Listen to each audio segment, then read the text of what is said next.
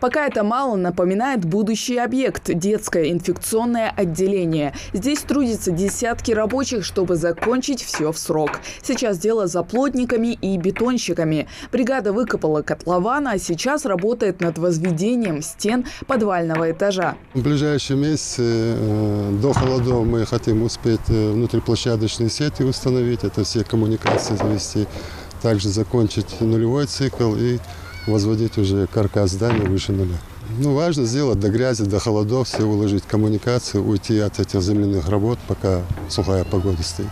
Возводит отделение на территории ДРКБ. Сейчас в детской больнице 20 инфекционных коек, и 14 из них заняты. Врачи отмечают, что строительство нового объекта значительно снизит нагрузку на клинику. Будущее отделение рассчитано на 60 коек.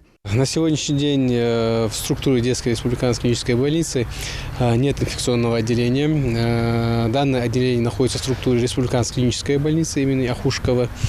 И сама по себе маршрутизация, которая построена на сегодняшний день, она предусматривает направление таких детей с инфекционной патологией в республиканскую клиническую больницу. С вводом в эксплуатацию инфекционного корпуса вся инфраструктура оказания медицинской помощи детскому населению третьего уровня, она будет на одном месте, и это будет очень удобно. Начали строительство в июне этого года. Детское инфекционное отделение будет соответствовать всем стандартам. Современная вентиляция с бактерицидными фильтрами, операционная, реанимационная, чистая, грязная и красная зоны.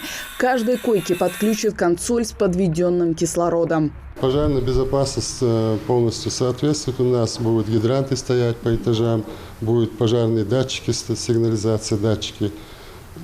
Также у нас в случае пожара автоматизированно лифты опускаются в подвал, включается дымоудаление. Это все предусмотрено проектом. У нас по проекту 3 лифта, из них 2 пассажирских, 1 грузопассажирский лифт. На первом этаже 13 боксов, отдельный вход и выход. Здание 4-этажное. За ходом работ следит технадзор. Лучше нарушения согласно проекту, что они сидят с Бог будет хлебешбор. Так, у вас хас будет больше, а могу бетонностью белхажда нулевой циклов на он с Бобеждох, так у бетон нет школчи, а лаборатория хаихти. Лаборатория Хаждох, ходы уже арматур, материал, сертификаты, паспорты требуют угарги. Принять первых пациентов в новом инфекционном отделении планируют в декабре следующего года. Хава Газикова, Асхаб Белакиев. Новости 24.